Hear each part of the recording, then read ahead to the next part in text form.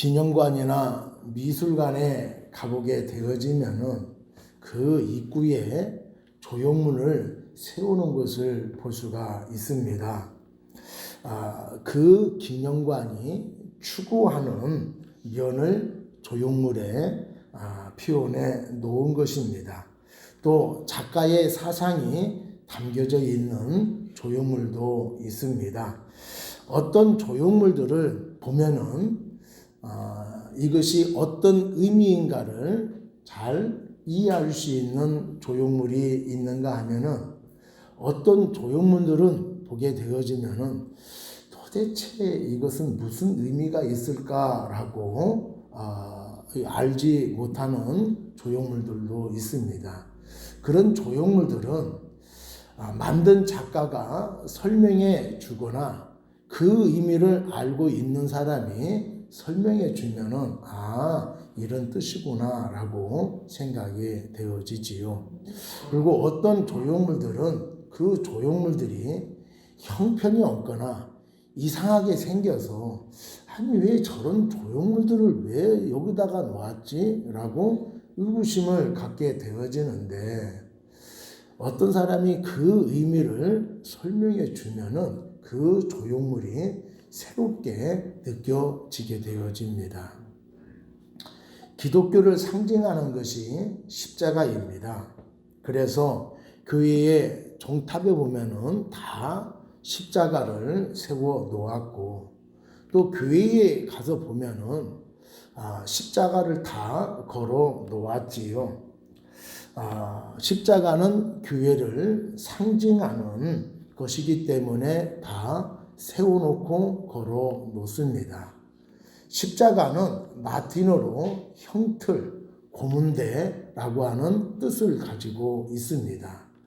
로마 사람들은 살인죄를 졌거나 또 나라에 반역하는 사람을 십자가에 처형을 시켰습니다. 십자가의 처형은 사람의 손과 발에 대못을 박아서 세워 놓는 것이 십자가의 처형 방법이죠. 다르게 얘기하면은 십자가에 사람을 못을 박아서 넣어 놓은 것을 생각하시면 되겠습니다. 그래서 어떤 사람은 나흘 만에 죽는 사람이 있는가 하면은 어떤 사람은 열흘이나 보름까지 살아있는 사람도 있다고 그래요. 이런 사람들은 다리를 꺾어서 일부러 죽게 합니다. 우리가 십자가에 처형하면은 피가 흘러가지고 죽는 것으로 생각하는데 그것이 아니라 기도가 막혀서 죽는 처형 방법이에요. 그러니까 너무나 고통스러워서 그 고통을 이기지 못해가지고 축 처져서 기도가 막힘으로 인하여서 죽는 처형 방법입니다. 그러니까 그 십자가는 얼마나 끔찍하고 참혹한가를 우리가 알 수가 있습니다. 이런 참혹하고 무서운 십자가가 어떻게 기독교의 상징이 되어 수가 있었느냐라고 하는 것이지요. 예수님께서 모함을 받아서 십자가에 죽기까지 하셨는데 말입니다.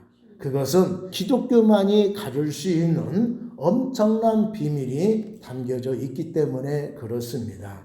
십자가는 예수님이 우리의 죄를 짊어지시고 죽으심으로 인하여서 죄인을 의로운 자로 인정받게 하신 사건인 것입니다. 그렇기 때문에 십자가를 바라볼 때마다 예수님이 십자가에 죽으셨기 때문에 기독교인들은 십자가를 신성하게 생각을 해. 이것만 아시면 안 돼요. 그 안에 담겨져 있는 의미를 우리가 알아야 될 줄로 믿습니다. 오늘 예배를 통해서 십자가의 의미를 확실히 아시는 여러분이 되기를 바랍니다. 십자가를 통해서 우리가 무엇을 알 수가 있습니까? 첫 번째로 예수님이 하나님이심을 알 수가 있습니다. 예수님 하면 사람들이 생각하기를 위대한 스승 중에 한 분이다 이렇게 생각하는 사람도 있고 기독교를 창시한 분이다. 이렇게 아는 분도 있고, 어떤 분들은 예수님이 불쌍하고 소외된 사람들과 함께 했기 때문에 박애주의자다. 이렇게 생각하는 사람도 있습니다. 이렇게만 생각한다라면 중요한 것을 놓치고 있는 거예요. 예수님은 하나님의 아들이십니다. 우리가 아들 그러면은 우리가 생각하는 대로 하나님이 예수님을 낳으셨는가 보구나 이렇게 생각하는 분들도 있는데, 아들이라 하는 의미는 그런 분이 아닙니다. 아들이라고 하는 것은 하나님이 아닌데 하나님 같은 존재를 우리가 알기 쉽게 하기 위해서 하나님이 아들이다 이렇게 표현해 놓았습니다. 예수님은 하나님이시기 때문에 인생들을 구원하기 위해서 자연하여 이 세상에 오신 줄로 믿습니다. 6절에 보니까 우리가 아직 연약할 때에 기약대로 그리스도께서 경건치 않는 자를 위하여 죽으셨도다 이렇게 말씀을 하고 있어요. 여기서 기약대로라고 하는 말씀은 하나님이 약속하신 때가 되어져서 그리스도이신 예수님을 십자가를 지게 하셨다 이런 뜻이 됩니다. 아담이 하나님의 말씀에 불순종해서 죄를 지은 이후로부터 하나님은 인생들에게 메시아를 보내주시겠다라고 말씀을 하셨습니다. 창세기 3장 15절에 보면은 여자의 후손을 보내주시겠다라고 말씀을 하고 있고, 출애굽기 보면은요 모세와 같은 선지자를 보내주시겠다 이렇게 말씀을 하고 있으며, 선지서를 보면은 하나님께서 메시아를 보내주시겠다라고 약속을 하셨습니다. 메시아라고 하는 단어는 기름 부음을 받은 자라고 하는 뜻을 가지고 있습니다.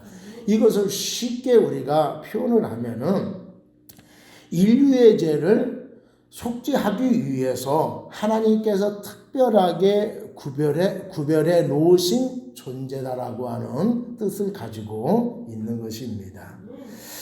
메시아를 그리스도로 번역을 하면은 그리스도가 되어집니다. 예수님께서 하나님이 약속하신 메시아로서 이 세상에 오셔서 인생들의 죄를 대속해 주신 것입니다. 예수님은 힘이 없어서 십자가에 매달려 죽으신 것이 아닙니다. 예수님이 죄를 지었기 때문에 십자가에 처형을 당하신 것이 아니다라고 하는 것이지요. 예수님은 하나님의 뜻을 이루기 위해서 스스로 십자가를 선택하셨다라고 하는 것이지요.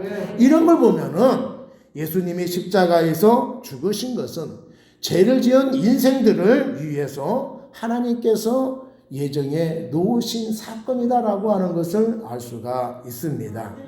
복음서에 보면은 예수님은 마리아를 통해서 이 세상에 태어나셨다라고 하는 것을 말씀해 주었습니다. 마리아에서 태어났기 때문에 예수님도 우리와 똑같은 성장 과정을 거친 것을 알 수가 있지요. 그리고 예수님은 굶주리신 적도 있습니다. 피곤해서 주무신 적도 있고요. 또 때로는 애통하여서 우신 적도 있습니다. 이런 거 보면은 예수님이 완전한 인간인 것을 알 수가 있지요. 그리고 또 예수님은 공생을 하시면서 놀라운 기적을 일으킨 적이 많이 있습니다.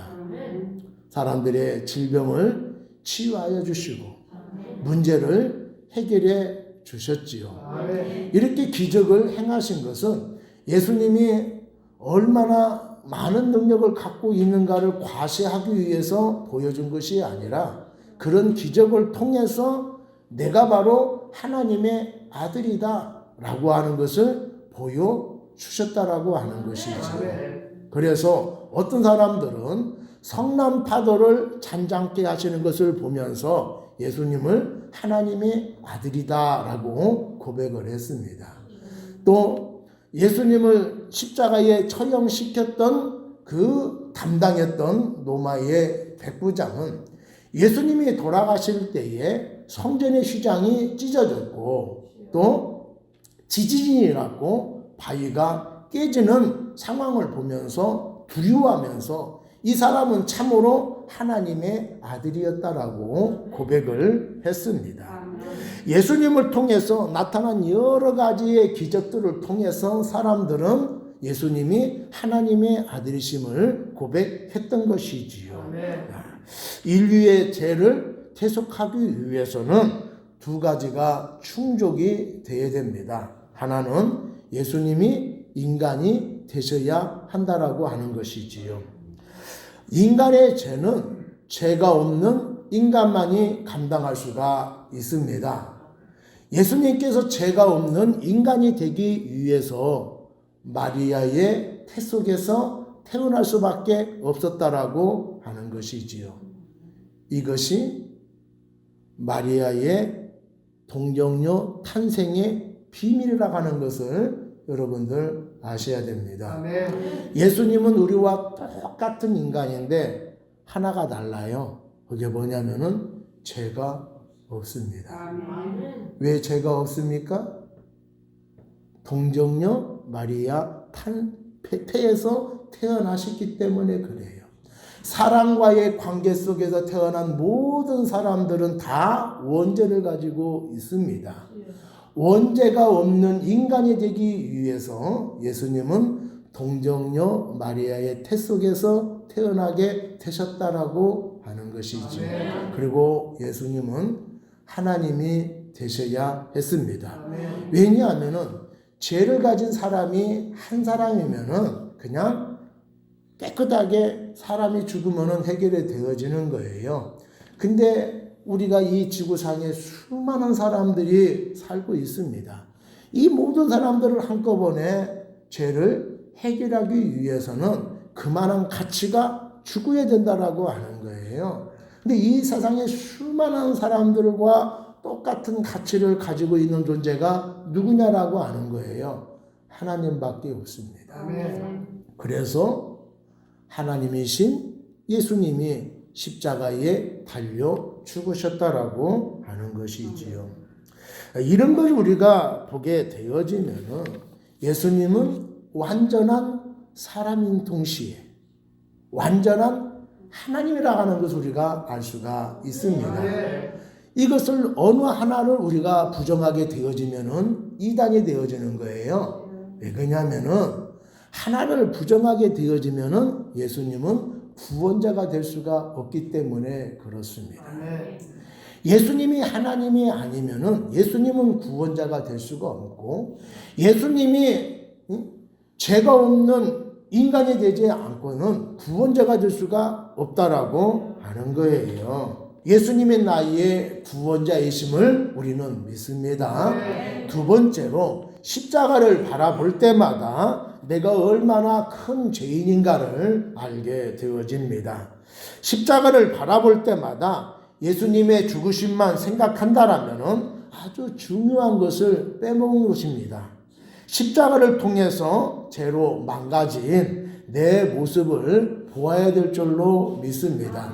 6절에 보면은 우리가 아직 연약할 때에 기약대로 그리스도께서 경건치 않는 자를 위하여 죽으셨도다 이렇게 말씀을 하고 있습니다. 여기서 연약할 때라고 하는 말은 믿음이 연약할 때를 가리키는 것이 아니라 하나님을 알지 못할 때를 가리키는 말이에요.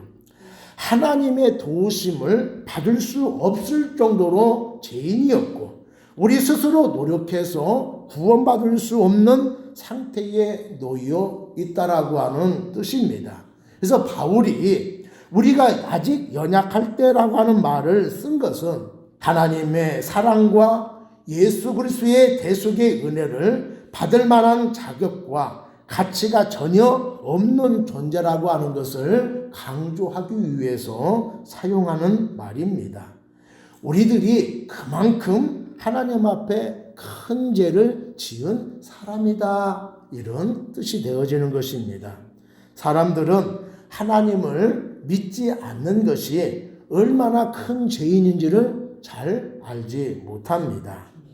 대부분 사람들은 자신이 죄인이라고 인식하지 못하고 있지요.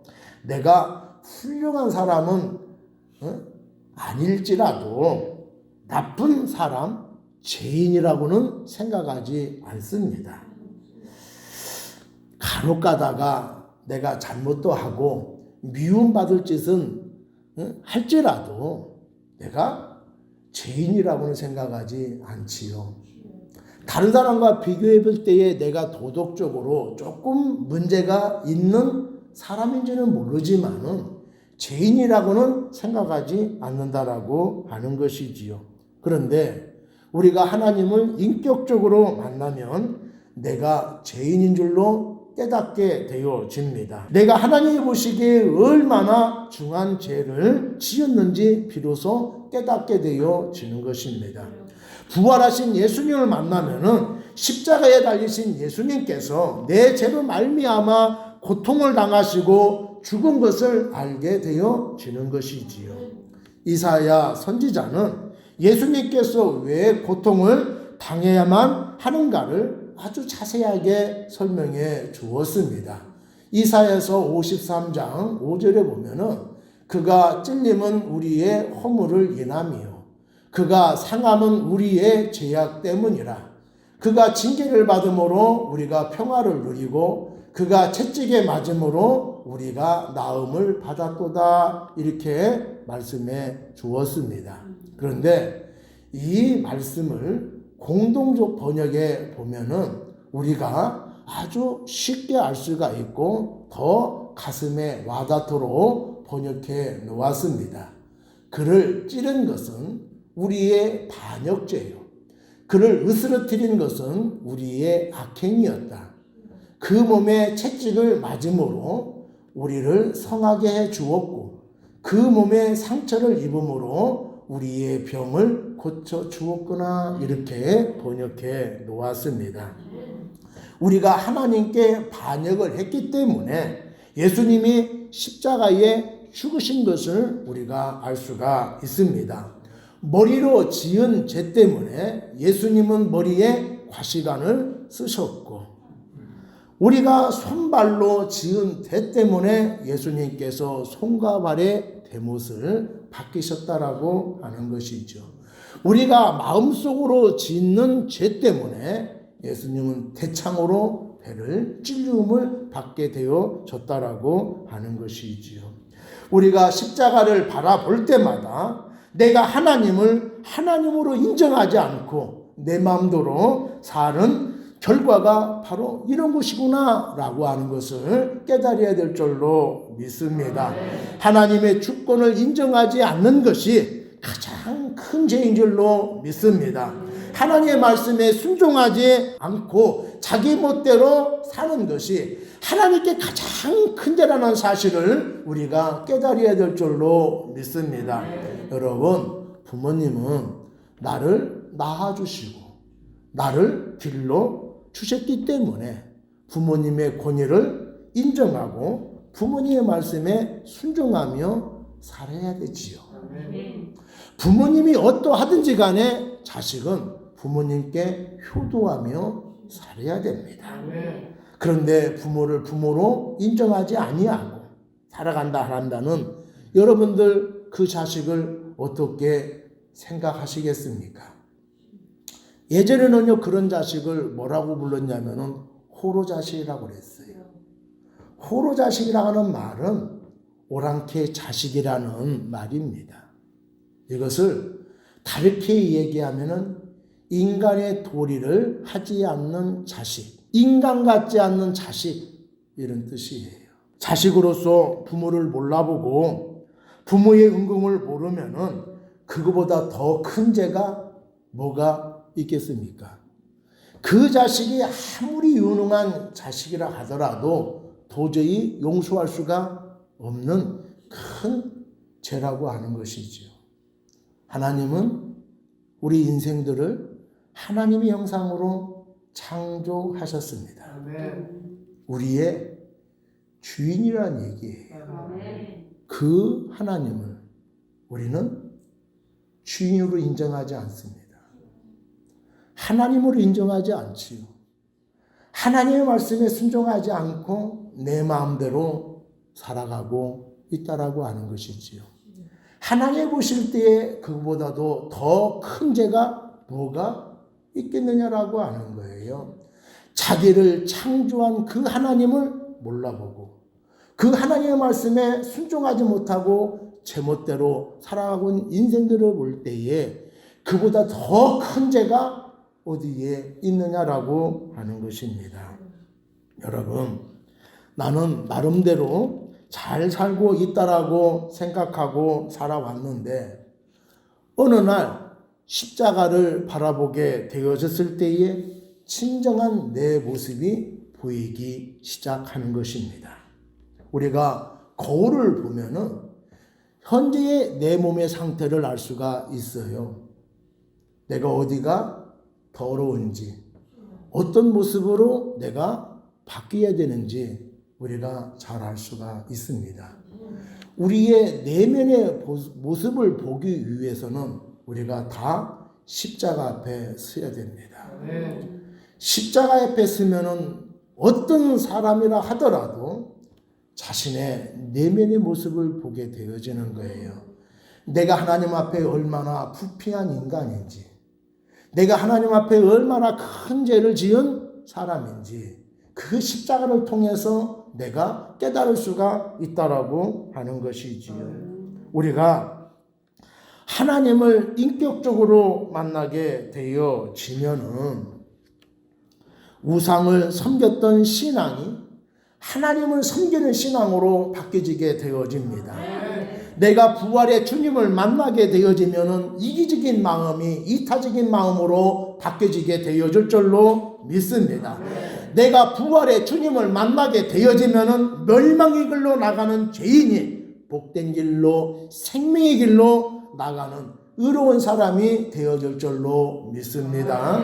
세 번째로 십자가를 바라볼 때마다 하나님의 사랑을 알게 되어집니다. 십자가를 보면서 우리는 하나님의 나를 얼마나 사랑하고 있는가를 이제 우리가 깨닫게 되어질 줄로 믿습니다. 8절에 보면은 우리가 아직 죄인 되었을 때에 그리스도께서 우리를 위하여 죽으심으로 하나님께서 우리에 대한 자기의 사랑을 확증하셨느니라 이렇게 말씀을 하고 있습니다. 하나님께서 자기의 사랑을 확정하셨다라고 하는 말은 하나님의 나를 얼마나 사랑하고 있는가를 보여주었다 이런 뜻입니다. 하나님이 인생들을 사랑한다라고 말씀을 해도 사람들이요 고지를 듣지 않습니다. 하나님께서 선지자를 통하여서 내가 너희들을 사랑한다라고 여러 차례 말씀을 했음에도 불구하고 그 사랑을 깨닫지 못했습니다. 그래서 하나님이 이스라엘 백성들을 인생들을 사랑한다라는 것을 깨닫게 하기 위해서 때로는 꾸중도 하시고 때로는 징계도 하셨지요. 그래도 깨닫지를 못해서 이스라엘 백성들을 흩으셔서 포로로 끌려가게 해서 너무나 힘든 고생을 하게 했습니다. 그 모습이 너무나 안타까워서 다시 예루살렘으로 돌아와서 살게 했음에도 불구하고 깨닫지를 못했지요. 그래서 이번에는 하나님께서 인생들을 얼마나 사랑하시는가를 독생자 예수 그리스도를 보내셔서 십자가에 못을 박게 하셔서 내가 너희들을 이만큼 사랑한다 라고 보여주셨다라고 하는 것입니다. 사랑하는 여러분, 하나님은 우리를 사랑하셔서 독생자를 아끼지 아니하시고 십자가에 매달아 놓으셨다라고 하는 것입니다. 그러면서 내가 너희들을 이만큼 사랑한다라고 말씀을 하신 거예요. 이제야 내가 너희를 사랑하는지 알겠느냐? 이렇게 말씀을 하고 계시다라고 하는 것입니다. 하나님은 하나님의 형상을 가진 사람들을, 인생들을 사랑하셨기에 독생자를 아낌없이 내어 주셨다라고 하는 것입니다. 예수님께서 누구 때문에 스스로 십자가를 짊어지셨습니까? 나를 위해서 예수님은 십자가를 짊어지셨다라고 하는 것이지. 하나님은 누구 때문에 독생자 예수 그리스도를 이 세상에 보내주시고 십자가에 매달았습니까? 나를 사랑하시기 때문에 그렇게 하신 것입니다. 어느 간호사가 쓴 수기입니다. 한 모녀가 정형외과를 찾아왔습니다. 60이 넘어 보이는 엄마와 젊은 딸이었습니다. 엄마가 손가락을 내어놓으면서 의사 선생님, 제 손가락을 하나 잘라서 우리 딸에게 주기를 원합니다. 이렇게 얘기하자 딸이 소스라치게 놀랍니다. 엄마, 그게 무슨 말이야? 응? 그러면서 의사도 난감한 거예요. 이 손가락을 잘라가지고 이쪽에다 두라 하니까 이걸 말을 듣자니 그렇고 안 듣자니 그렇고 난감한 표정을 짓고 있는데 이 엄마가 이렇게 얘기하는 거예요. 우리 딸이 어렸을 때에 농기계에 손이 다쳐가지고 다 잘라졌는데 봉합수술해서 잘 됐습니다. 그런데 이 네 번째 손가락만 상처를 입게 되어졌습니다. 근데 우리 딸이 결혼합니다. 네 번째 손가락을 우리 딸에게 주어서 그 손가락에 가락지 끼는 모습을 제가 보고 싶습니다. 그러니 의사 선생님, 제 네 번째 손가락을 잘라서 우리 딸에게 봉합시켜 주세요. 엄마가 이 딸을 얼마나 사랑하고 있는가를 알 수가 있겠지요. 간호사가 이 사랑을 손가락 사랑이다 이렇게 이야기를 했습니다.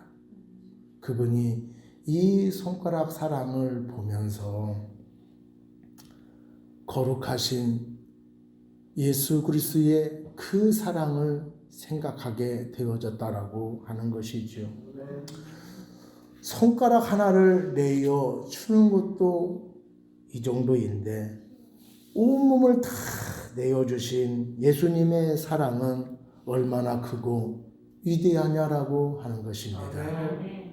사랑한다라고 말을 들으면은 우리는 상대방이 나를 사랑하는구나 라고 하면서 기뻐하지요.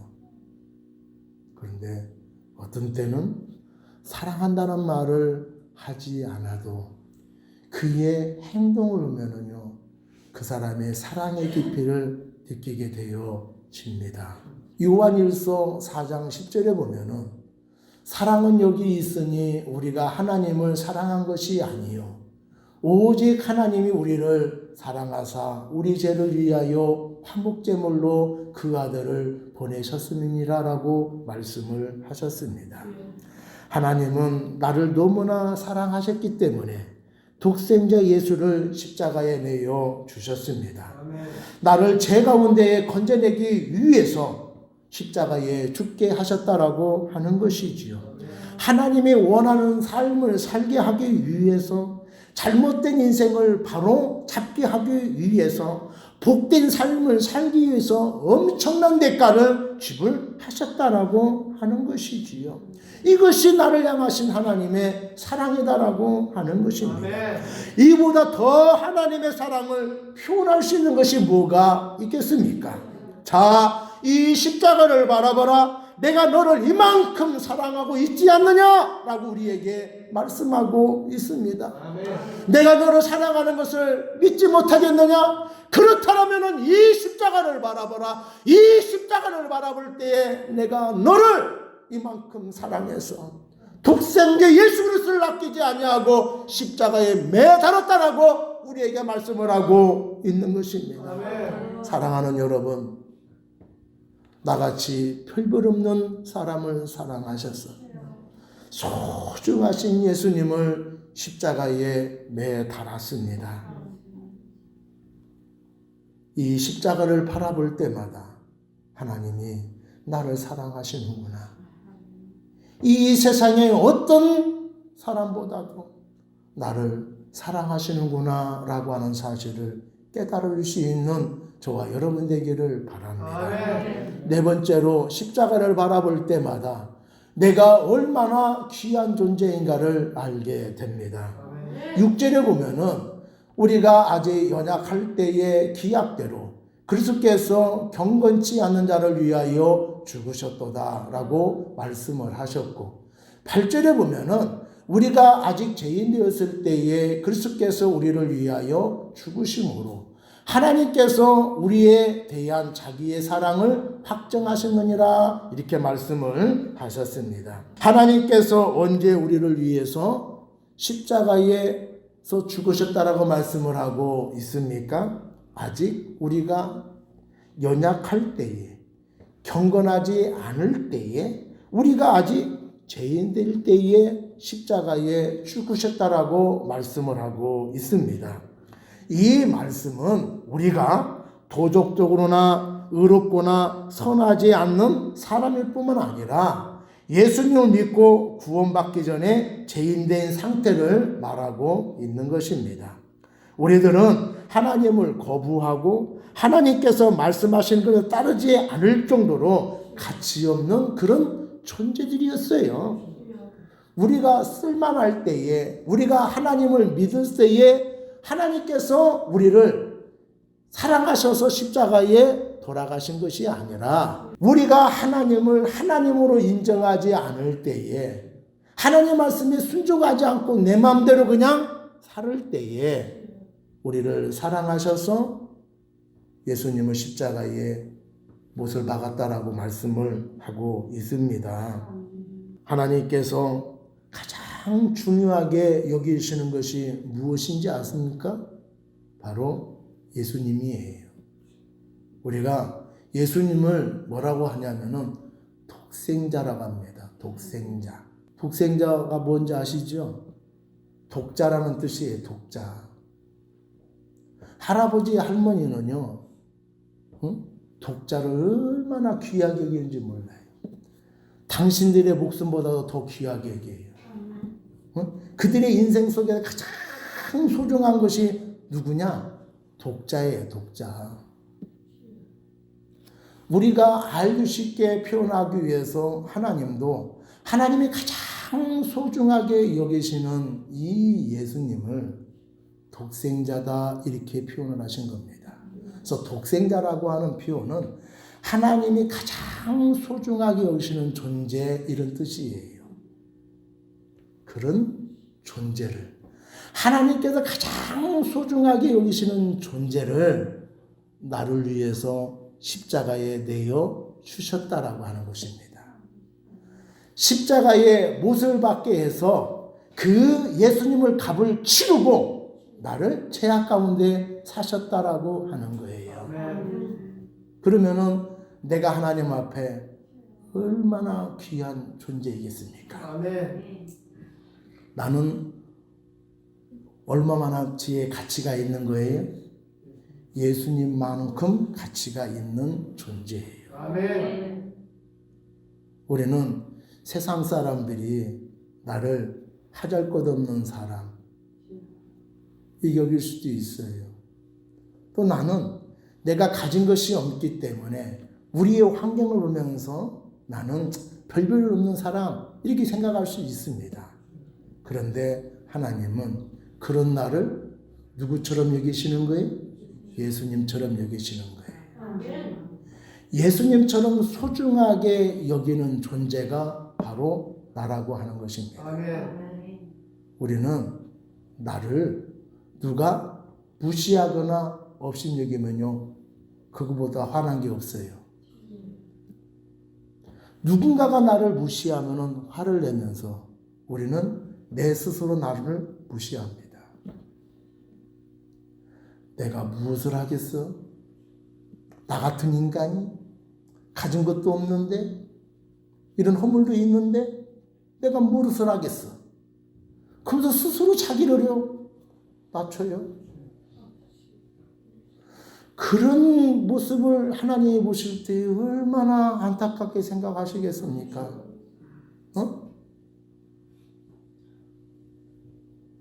사람들이 볼 때, 내가 평가할 때에 그런 사람일지라도 하나님은 나를 예수님같이 소중하게 생각하셔서 그 죄악의 부름퉁에 나를 건져내셨어요. 그런 존재가 나라고 하는 거예요. 사람이 어떻게 평가하든지, 내가 어떤 모습을 갖고 있든지, 내가 어떤 환경에 놓여 있든지, 나는 하나님 앞에 존귀한 사람이라는 것을 우리가 깨달아야 됩니다. 그런 자존감을 가지고 우리가 살아가야 된다라고 하는 것이죠. 왜 환경 탓하고 왜 사람 탓합니까? 하나님은 우리를 향하여서 내가 너를 귀하게 생각한다. 내가 소중하게 생각하는 예수님처럼 너를 생각한다. 우리가 이것을 가슴에 품고 살으면요, 이것만큼 든든한 게 없습니다. 그래, 하나님이 계시지, 하나님이 나를 인정하시지, 하나님이 나를 사랑하시지, 그러면 내가 무엇 때문에 이렇게 살지? 왜 내가 기죽고 살지? 이런 마음이 들게 되어진다라고 하는 거예요. 사랑하는 여러분, 하나님은 하나밖에 없는 예수 그리스도를 나를 구원하기 위해서 내어 주셨다라고 하는 것을 여러분들 기억하시기를 바랍니다. 이 세상에 하나님만큼 나를 사랑하시는 존재가 없어요. 그러니 여러분, 나를 함부로 생각하지 않는 여러분이 되기를 바랍니다. 하나님이 예수님을 지불하고 나를 구원하여 주셨기 때문에 나는 예수님만큼 가치가 있는 존재예요. 그런 존재라고 하는 것을 여러분들 오늘 새롭게 깨달았다 한다면 오늘 이 시간부터 여러분들은 자존감을 높이며 살아갈 수 있는 여러분이 되기를 간절히 바랍니다. 나는 귀한 존재입니다. 얼마만큼 귀한 존재입니까? 예수님만큼 귀한 존재라고 하는 것을 우리가 깨달아야 될 줄로 믿습니다. 송명희 시인이라고 하는 분이 있어요. 이분이 지은 시입니다. 내가 너를 사랑하노라 라고 하는 시인데, 이 송명희 시인은 정상인이 아니라 정신바가예요. 1급입니다. 그래서 자기 몸을 혼자 가누지 못할 정도로 그런 아픔을 가지고 있는 사람이에요. 정상적인 사람이 이 시를 썼다고 해도 놀라는데 어떻게 저런 사람이 이런 시를 쓸 수 있을까라고 할 정도로 감격이 있는 시입니다. 내가 너를 사랑하노라. 내가 진실로 너를 사랑하기에 너에게 무거운 짐을 가볍게 하여 그 짐을 나의 어깨에 짊어지고 너를 내 눈동자처럼 보았으며 내가 너희의 길에 동행하여 항상 살피었노라. 내가 너를 인하여 애통하기를 허리가 녹기까지 하였으며 내가 너를 인하여 흘린 눈물이 바다의 모든 물보다 많으니 내가 너로 미칠 듯하며 견딜 수가 없어서 내가 죄 많은 너희의 죄를 내 육체에 묻혀서 내가 나의 몸을 때렸노라. 나는 모든 피조물의 하나님이나 너를 인하여 사람이 되었노라. 너를 징벌하기 싫어서 나의 몸에 상처를 내고 나의 손과 발에 못 박았으며 내 옆구리를 찔렀노라. 나의 영원한 생명을 너에게 주기를 원하여서 나의 삶은 버리고 죽었노라. 내가 너를 사랑함으로 내 마음이 기쁜 곳에서 동하며 내 심령이 타는 불길 되어 영원히 꺼지지 아니하리라. 내가 너에게 내 자신까지 주었는데 무엇을 주지 않겠느냐? 그러나 너는 나의 사랑을 얼마나 알고 있으며 과연 나의 은혜를 기억하고 감사하는가? 너는 나를 사랑하는가? 내가 너를 사랑하듯이. 너는 나를 사랑하지 않지만은 나는 너를 사랑하노라. 아멘. 이 세상에서 누가 내가 저지르는 잘못 때문에 자기의 것을 끌어안고 고통을 받을 수 있는 사람이 누가 있겠습니까? 우리 인생에서 하나님이 보여주신 천분의 1만큼이라도 사랑하는 사람이 있습니까? 아무도 없습니다. 하나님이 소중하게 여기시는 예수님을 십자가의 못을 박을 정도로 나를 사랑하시고 귀하게 여기십니다. 아멘. 그래서 그 십자가를 통해서 우리를 얼마나 사랑하시는지를 자기에 대한 사랑을 확증하셨다라고 말씀을 하고 있습니다. 사랑하는 여러분, 십자가를 바라볼 때마다 이 의미를 생각하시고 늘 감사할 수 있는 우리 모두가 되기를 바랍니다. 예수님의 나이에 구주가 되는 순간부터 우리의 삶이 달라질 줄로 믿습니다.